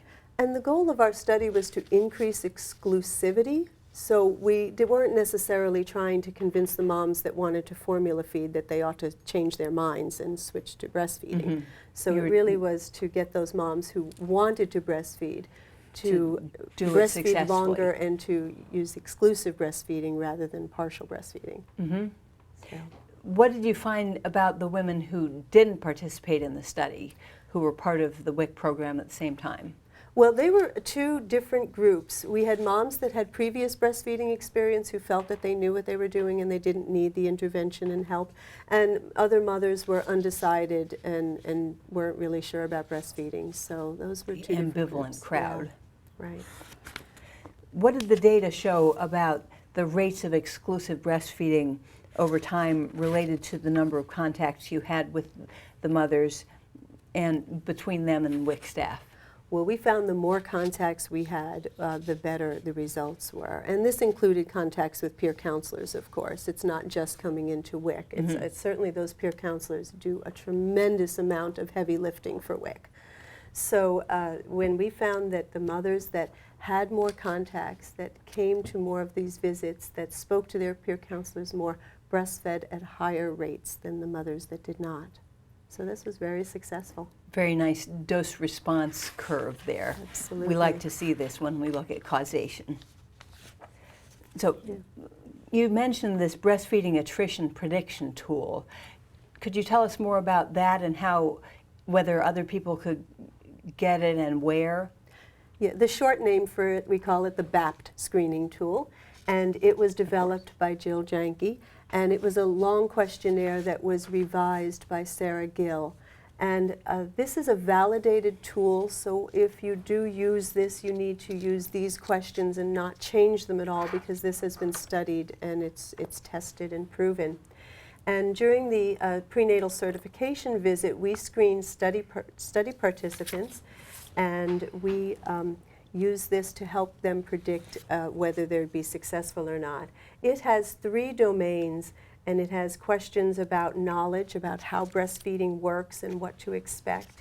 It has questions about support from family, friends, and professionals like their healthcare providers. And it also has questions about their confidence in the biology of breastfeeding and that breastfeeding is a skill that can be learned.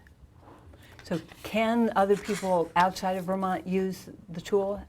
Yes, yes, you can certainly write to us for that. And Sarah Gill also has a version in Spanish that I believe New York WIC will adopt and use when they do this study also. Wonderful. And at the end of the broadcast and in people's materials we've already sent out, they've got your email address. Are you the person they should just write to? Yes. And then you'll pass them on? They can write to me about that, and we'll get that information to them.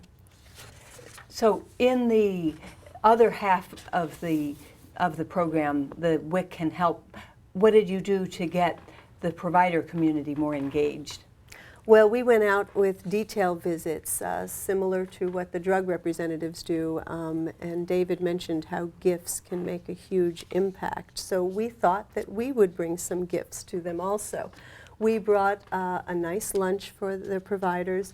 We met them during their lunch hour, and this was at the time when WIC had just brought out their new food package with extra fruits and vegetables and whole grains, and so we prepared a lunch using these WIC foods. And that was really nice. Well, I was struck looking at this picture.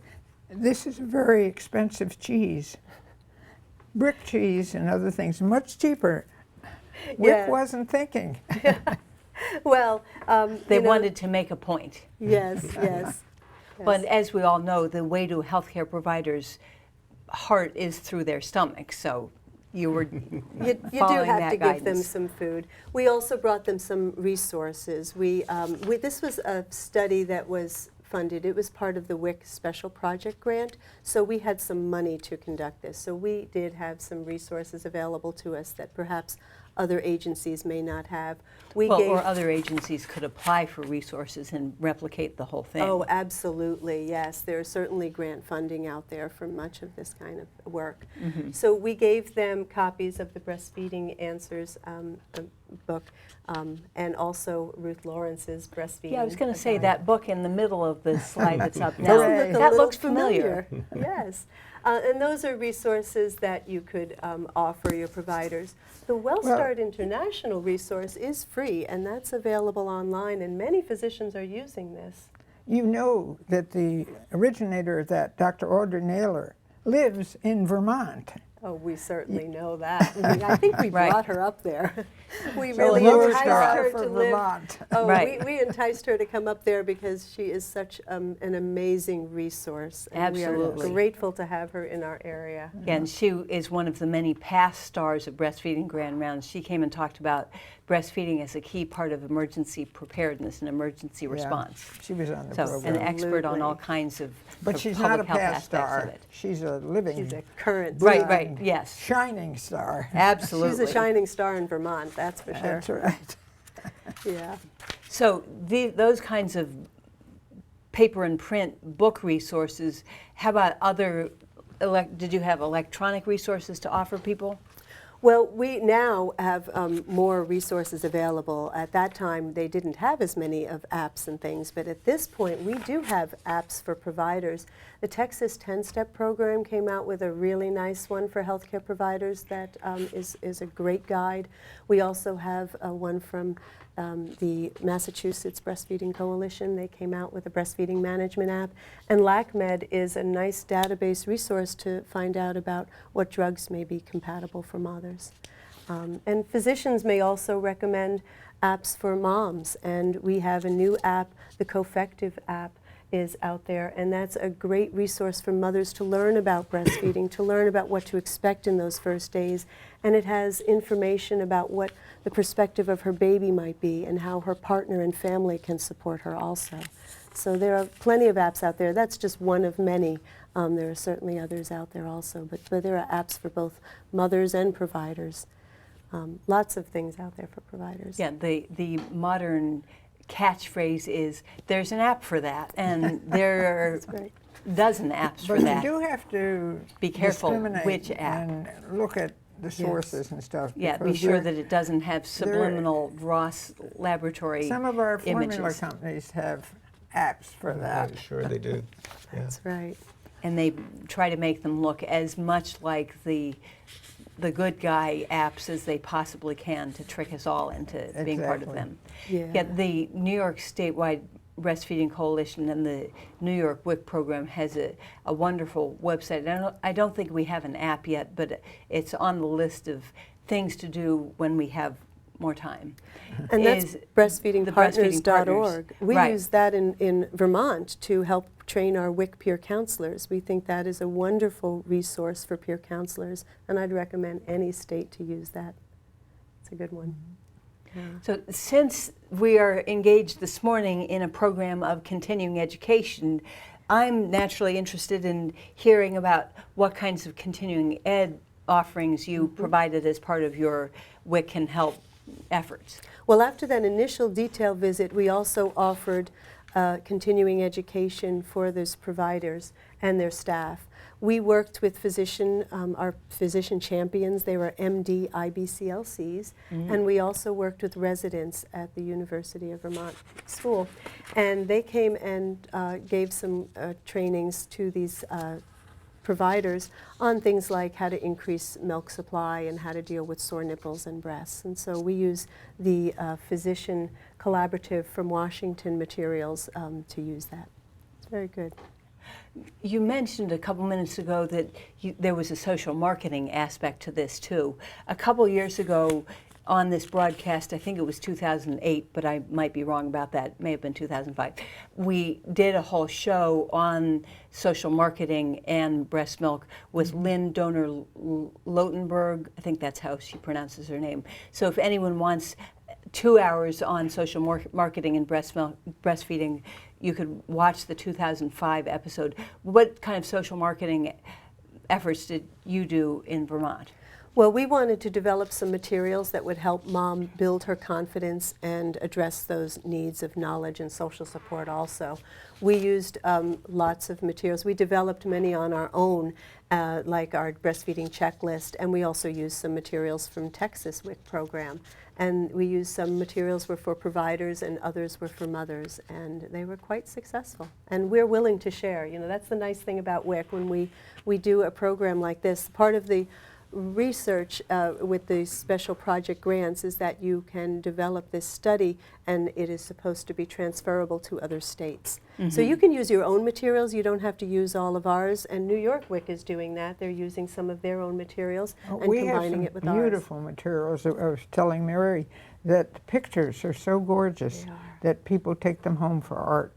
Frame them and put them we on their have a walls. baby cafe. Do you have baby cafes? Not yet, not in Vermont. We have baby cafes. And I'm getting messages in my ear that we are falling behind in our I time. bet we are. So let's cut to the chase and hear from you.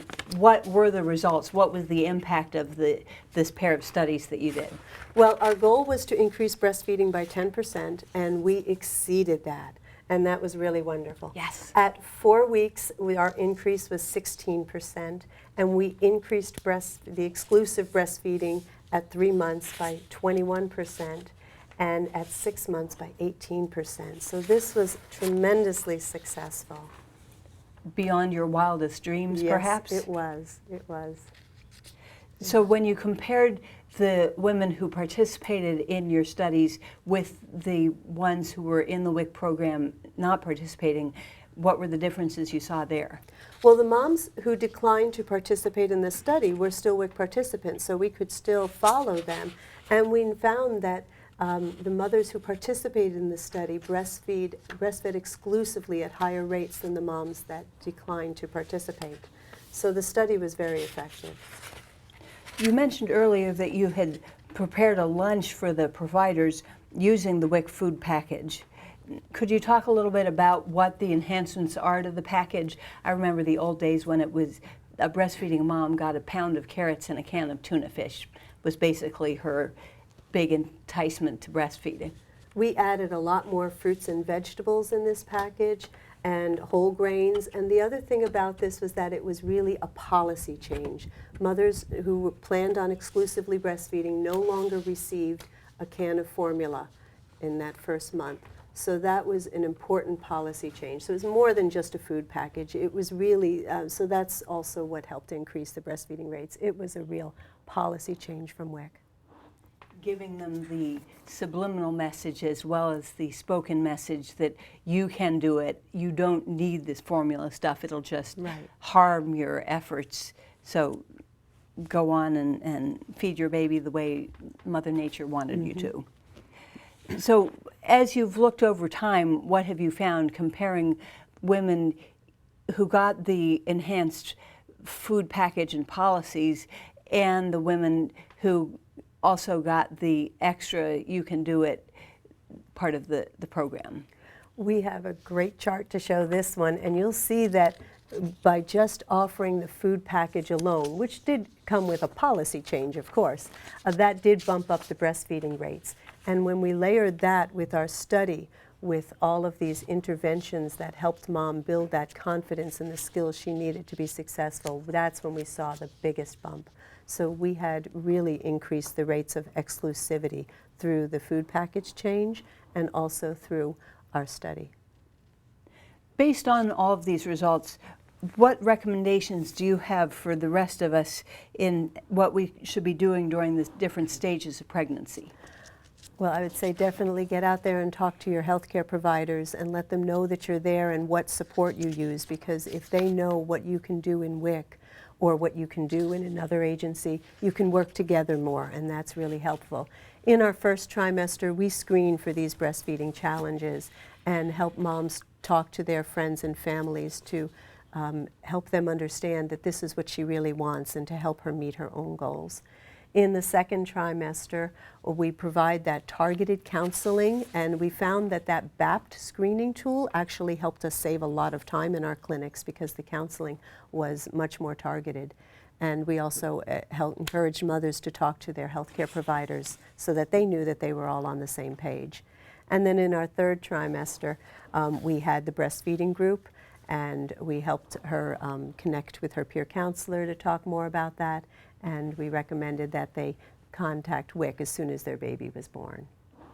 So those all sound like excellent recommendations. We met with staff at St. Barnabas Hospital WIC program in the Bronx. This is our third video roll-in. We wanted to hear about their approach and their recommendations for increasing breastfeeding. Let's move to roll-in number 3 and hear what they had to say. Okay, my name is Maggie Dumont. I have been working at St. Barnabas Hospital now for 31 years. For the last 13 years, I have been responsible for the St. Barnabas WIC program.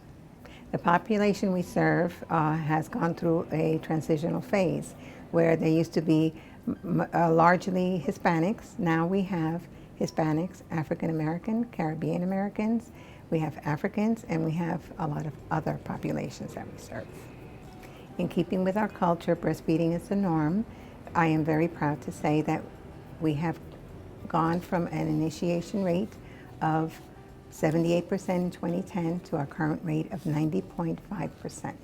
And that is due to all of us supporting and promoting breastfeeding, and that's from me, the WIC director, to all of our 6 clerks. My name is Magda Ramos, and I'm the breastfeeding coordinator at St. Barnabas Hospital WIC program. I've been at St. Barnabas for about 20 years, and as a breastfeeding coordinator for about 5 years. As a breastfeeding coordinator, we start discussing breastfeeding with our clients right when they come in during that initial visit. We start probing as to if this is their first pregnancy, have they thought about breastfeeding, if they already have other children, did they breastfeed, were they successful? Once we get an idea of where they're at, then it's easy to share information with our clients. We want them to have a successful breastfeeding experience. What has contributed to our increase is our communication with staff. Not only myself with them, but staff communicating with me. I'll sometimes get a phone call from one of the staff members indicating we just got a mom and she's fully breastfeeding or mostly breastfeeding. This is going to be our plan for next visit. So, you get to hear the excitement from the staff when this happens. I think the most important thing that I would like to share with my colleagues in regards to our success in regards to breastfeeding and increasing our breastfeeding rates is that you need to listen to your clients. They're both negatives and positives. Listen to your staff. Support them in their needs, whether it's training or just a listening ear. I believe that right now we are changing the trend from breastfeeding clients that have always been scared to breastfeed, scared of the pain to breastfeed, to their knowing that it is the best thing for their child. It will keep them healthy and strong. And mothers always want to give their children the best that they have. And that's breastfeeding. That was well said. Mothers always want to give their babies the best, and that's breastfeeding. So we've heard 3 great examples of different WIC agencies around New York State, and of course lots about the success of the WIC program in Vermont. For people who want to get more information about these successful strategies, what online or other resources do you recommend for follow-up refreshers? Well, we have 2 online resources for, we have one for moms.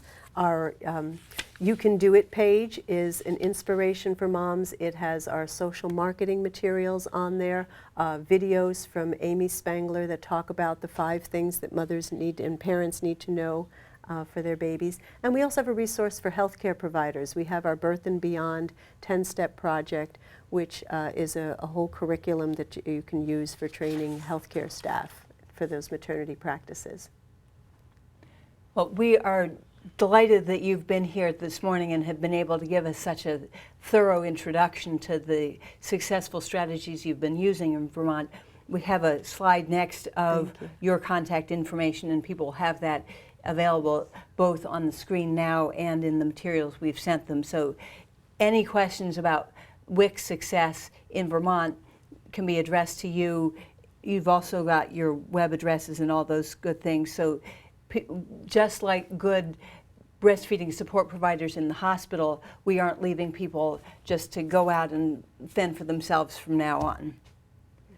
So let's move on to the next part of the broadcast, which is, as always, at least a few minutes to answer questions that have been written in or phoned in by members of the audience. I'm sure that's one of the biggest draws that gets us to the literally over 1,000 people watching our broadcast these days. We've come a long way in the past 20 years, Dr. Lawrence. Yes, So we have. I already have a sheaf of questions. We probably won't get to all of them, but let's get started. Here's a call from Florida. Hospitals still give out formula to newborns. Can you review the guidelines? I mean, is there anything that we need to say that we haven't said before that people can't just go back and re-listen to the broadcast? No, I think, well, in terms recommendations from the international code is that there shouldn't be. This is an absolute no in terms of the international code. It's an incredibly harmful practice. So these need to be translated into regulations at the national level to put a stop to it. And I would say that training the hospital staff, getting everybody on the same page with breastfeeding is very helpful, and that's why we did that Birth and Beyond project. Mm-hmm. Well, there are a lot of active programs in Florida, so look to your friends down there. Right. Yeah. Look to your left, look to your right, and somebody's got an answer for this. Yes. So here's a call from somewhere in New York, doesn't say where. What about parents signing up for books or magazines while they're in the hospital, and then the formula companies sending formula directly to their houses? You talked about this a bit, David. That's one of the ways that formula companies get their hands on you. Yeah, and again, this is prohibited under the international code, and in many countries, this is the sort of direct or indirect contact that is prohibited. We really need to put a protection between the formula companies and the parents. And again, that comes down to translating the international code into national or state regulations. And those magazines all have ads from the formula companies. Many of them have advertisements, which and of course is a violation. And they're not that plain black and white text. They're full of pictures of adorable babies smiling into their mommy's eyes while they are fed and from mother a bottle. always looks rested in a lovely Absolutely. gown. Yeah, and one of the things that we have a lot in these adverts now are the health claims that are made for the formulas, and that again is something that the World Health Assembly more recently said should not be allowed on foods for infants and young children, including infant formulas. These health claims, we know the only thing that will improve intelligence, will improve immunity, etc., is breastfeeding. So these sorts of claims made about these formulas should not be allowed Or false either. advertising Yeah. of the worst kind, of the baby-killing kind. So here's an excellent question. This is from North Carolina. How do peer counselors get funded? We do not get enough money from WIC nationally or at the state level in North Carolina to provide peer counselors for each client. How does Vermont do that? Well, Vermont wishes we had more funding also, and we don't. Don't we all? We do not have peer counselors in all of our local agencies, but we do have them in a number of them. And even the other agencies that don't have peer counselors are supposed to use this study, and we've implemented this in all of our districts, so we're all trying to provide this support. But we are hoping that it will become a core benefit in WIC and that it will be rolled out to every mother. It's not there yet. Vermont has to kick in a little bit of money to support the peer counselors. There are two other sources. One is the local health department, and we've had peer counselors in Rochester for many years. But unfortunately, when there's a budget cut, it's always the first thing to go. Also, grant support.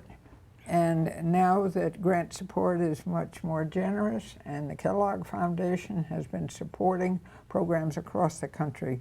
Especially this is one thing they focused on, like. Yeah, and one of their big focus areas is on reducing disparities, and peer counselors are a key strategy for reducing disparities, as we heard from all of the WIC centers around the state. Yes. Another thing, Ruth and I both admire you enormously for paying your peer counselors in Vermont. Yeah. For many years, in most WIC agencies around the country, and probably still today at most WIC agencies, peer counselors aren't paid. This doesn't mean that it's absolutely free, because you have to have somebody paid to coordinate the work of this vast cadre of peer counselors going out to work with women. You can't just say, okay, you're a peer counselor, go. So it's not 100% free, but it's amazing what a vast amount of volunteer from the heart work you get from breastfeeding mothers who have been, especially those who have been helped by peer counselors themselves. I mean, you said that you got started as a La Leche leader. My first entry into the world of breastfeeding promotion after my daughter was born 29 years ago was I got involved in a group called the Nursing Mothers Counselors, which is sort of a hospital-based version of La Leche, which is more community-based. There were about 30 of us, and we took turns every day. One of us would go to the hospital and meet with all of the women who had given birth in the past 24 hours and provide that warm line of support, phone them up after they went home and make sure that they had the answers they needed. So that was 100% volunteer effort. So it really is astonishing the amount of volunteer community service that goes into promoting breastfeeding. So it doesn't take a ton of money. Well, the other thing that peer counseling and paying them had an effect in our community was that these women gained not only confidence in breastfeeding, but felt confidence in themselves. They realized they were a real person. They were worth something. They got paid. And the turnover was terrific. We kept having to train new ones because they went out and got a real job. Right, right. But a very important contribution even to the community and the culture. Yeah, and even when they were no longer on the payroll as official peer counselors, they were part of that community warm chain of support. Yeah. So that when they had sisters or cousins or neighbors who had babies, just in the normal course of chatting with them, they were doing their fell right back into the peer counselor mode. I think once you've trained peer counselors, they are going to promote and support breastfeeding for the rest of their lives. Once a peer counselor, you'll always do that. They'll always offer support to their family and friends. We used to think of it as seeding the community when we trained the peer counselors, and we knew that there was high turnover sometimes, and that was okay because they were still out there supporting moms. They just were no longer working for WIC. We have another phone call from somebody who says, what about stores that sell parents information? I bought clothing at Motherhood Maternity and was bombarded by formula and diaper coupons for months. I asked the store if they sell customer info. They said they do, and they're just trying to help. Yeah, that kind of help I don't think we need. And I think it's especially humorous when somebody like me gets baby-related presents for my daughter when she's pregnant, and suddenly I start getting formula samples and stuff, and I'm thinking, you are so barking up the wrong tree. I'll turn your sorry selves into the World Health Organization police, and they'll get you. So what about these slimy practices on the part of merchants who are selling your information for their own profit to formula companies and other places for their profit? I mean, clearly against the code. It's clearly against the code, and again, we have to remember what they said, that sort of promotional tactics for other products are not suitable when you come to breast milk substitutes, feeding bottles and teats, because these are things that can put a child's health, development, and even life at risk. So it's really unconscionable that people would think or are thinking of these ways to be able to get to parents and mothers with these samples. It's like the cardiologists selling their patient information to tobacco companies so that the tobacco companies can apply them with free samples just to help. Right. Right. This is a terrible one. Mm-hmm. Some hospitals in Florida have contracts with artificial baby milk companies. How is this allowed? Well, in a word, it isn't. In two words, it isn't. And this is the World Health Assembly has in the last few years brought up again and again the issue of conflict of interest and how we have to avoid that type of conflict of interest, particularly in relation to maternity hospitals, the BFHI, and where we're dealing with the health of infants and young children. So here's a question specifically for Tricia Cassi.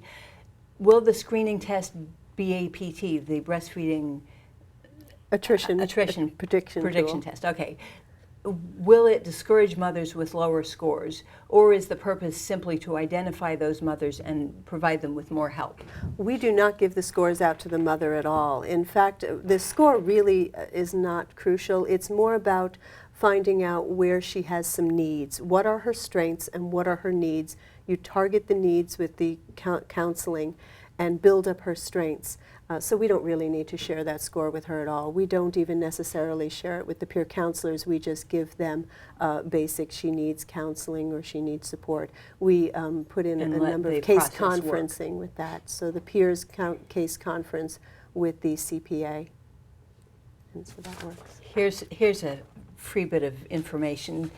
Hopefully this isn't one of these disguised formula companies things, but will Nancy Moorbacher's Breastfeeding Solutions app be mentioned?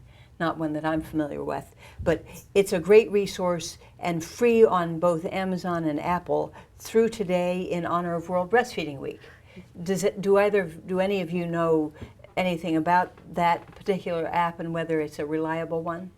Well, it's a reliable one. It is. Oh, good. And she was at the meeting last week in Washington, and but there are a lot of apps like that. And I might say that the journal Breastfeeding Medicine is free online all the month of August. You all who want to read the best journal on the subject. Absolutely.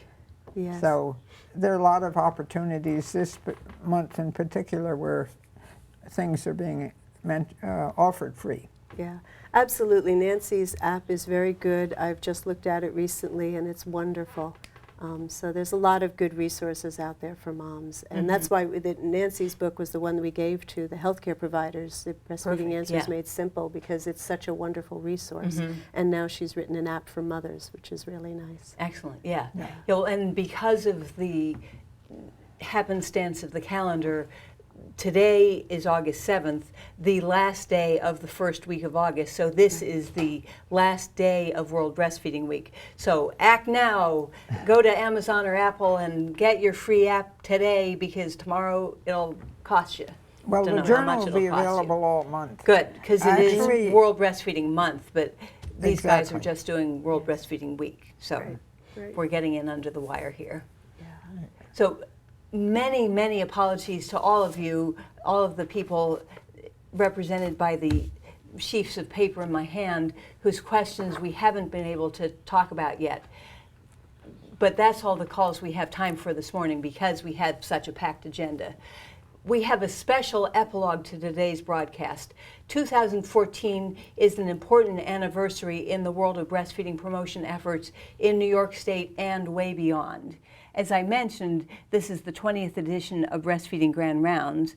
The other big milestone that happened 20 years ago is that the New York State Legislature passed, and Governor Mario Cuomo, father of our current governor, Governor Mario Cuomo signed into law a section of the New York State Civil Rights Law protecting women's right to breastfeed in public. New York was the first of now many states to pass such a law. Here in its entirety, it's very short, is the right to breastfeed law. Notwithstanding, I love lawyer talk, so we're happy you're here, David. Notwithstanding any other provision of law, a mother may breastfeed her baby in any location, public or private, where the mother is otherwise authorized to be, irrespective of whether or not the nipple of the mother's breast is covered during or incident to the breastfeeding. So there you have it, the law in full. So that means a woman can't go into an employees only lounge and breastfeed there, but the food court at a big shopping mall, the back row in her child's kindergarten class, those are all fair game. So one of the things that got this law passed was an act of civil disobedience, now famous, the New York subway caravan. New York City subway caravan. It's become an annual tradition in New York City for the past 2 decades. Tomorrow is this year's caravan, so there's time to get your ticket to the city and be part of it. It has involved many, many mothers and babies, thousands by this point, riding the rails together and nursing all the way.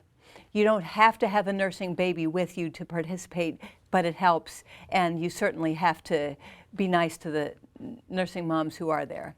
So in celebration of this milestone and in recognition of the great distance we still have to travel before this right is firmly established in the hearts and minds of all New Yorkers, not just in the law books, we sent out a call months ago for breastfeeding supporters around the world to help us by folding as many origami cranes as they can and sending them to Albany.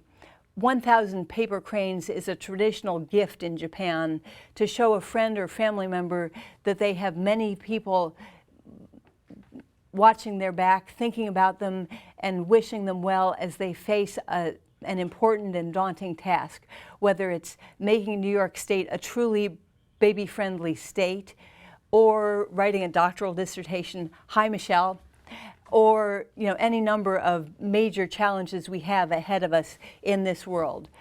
So in celebration of this milestone, we have been collecting these cranes that have flown in literally from around the world. We have cranes from the Philippines, cranes from Korea, cranes from Germany, cranes from every corner of the United States, though I'm not sure whether Alaska and Hawaii have participated, but maybe. Not everybody put their return addresses on their cranes. I looked up what a bunch of cranes is. It's not a flock, it is a siege of cranes. So we have an international siege of cranes flown in from all over to celebrate this occasion. The other major milestone this year is an even more significant one, and it's the real reason why we made all of these cranes, but we wanted to have a cover story. That reason is that our own Dr. Lawrence has a pretty significant birthday coming up in about a week and a half. So, Ruth, these cranes are for you. Oh my goodness. Here they are, and Tricia, if you want to do the honors, you could dump them in Ruth's lap or just give them to her gracefully. Oh, they're absolutely, you should see them. I wish you all could see A them. rainbow of colors. Oh, If there's a way we yeah. could have a camera Purple. zoom in on them, that would and be some great. of them are Yeah, miniature. the WIC program we heard from in Buffalo sent a whole little canister, about a quart and a half, I would say, full of these tiny, tiny little cranes. Yeah. There are a couple of them right there on the table. I can't even imagine having the dexterity, able to not do to it. mention the patience, to fold one of them. And there were, I didn't count those, but I estimated there were about 200. So here we go. Roughly 1,000 paper cranes, maybe more, maybe fewer, but there you go. And now, should I throw them? Sure, you could throw them right at the camera, and that'll have All maximum impact. But don't throw the basket, and don't knock over your water. All right. We throw them. Oh, we still have, and even more amazing ones down at the bottom. So, Fabulous. souvenirs for everybody who's here, and after the broadcast, for anybody who's within driving distance of Albany, the four of us here will be going over to the School of Public Health in Rensselaer, New York, for the meeting of the New York Statewide Breastfeeding Coalition. We will take the cranes along, and if Ruth is willing to share, everybody can take home a crane in honor of this very auspicious occasion. I've been told in my ear that there's a question in here that we really need to get to that has to do with HIV and breastfeeding. I'm not positive that I will get to it while leafing through, so let me read a question that I do know we wanted to get to. It's kind of a collection of questions wrapped up in one, and maybe, David, you could leaf through these and see if you can find the HIV question while we're at it. It's possible that it's embedded in here. So this is a question from Tracy Mitchell, who's the Associate Director of Community Health Initiatives in Rochester. Here we go. So when you suggest there should be no sales on formula, it seems like you're ignoring the privilege around breastfeeding. There are often socioeconomic reasons that women cannot breastfeed, having to work in a job where breastfeeding is not supported, etc. And increased prices of formula would do more harm than good for these families. This conversation seems to be coming from a place that assumes that breastfeeding is, number one, easy. I'm breastfeeding right now, and I can tell you that it's one of the hardest things I've ever done. The level of pain I experienced despite correct latching was something I never expected. I got so much less sleep than if I had formula fed because I was the only person who could feed my child. I woke up at 4 a.m. so that I could pump enough in the morning to make sure that I'd have enough milk to send to the child care center. Pumping takes about 45 minutes each session, etc. Cutting to the chase, because it is a long note, we can post it on our website for everybody to read the whole thing, because we have found the HIV question. Breastfeeding is not easy, free, or supported, but I'm doing it partially because of the level of shame put on people who do not breastfeed. I'm a proud feminist. I have no problem breastfeeding in public. I haven't experienced any negative interactions due to breastfeeding in public. However, I have experienced negative interactions when feeding my baby a bottle of breast milk in public. I'd love to hear your thoughts on breastfeeding and societal shame. Without going into that, because I'm afraid we have only a couple minutes left. So seconds. Can I just so how do we include HIV-positive women in conversations around breastfeeding in 30 seconds?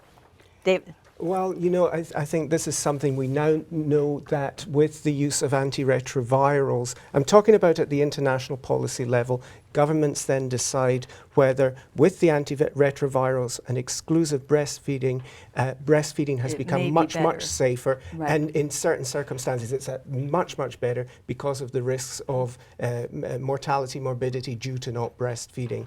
But again, it's the government's decision as to the recommendations they make, but we have come a long way. Exclusive breastfeeding, use of antiretrovirals makes breastfeeding a lot safer. And you really wanted to say something in response to I wanted the to say that we really let's not confuse. The code says no promotion of breast milk substitutes. It doesn't talk about the sale.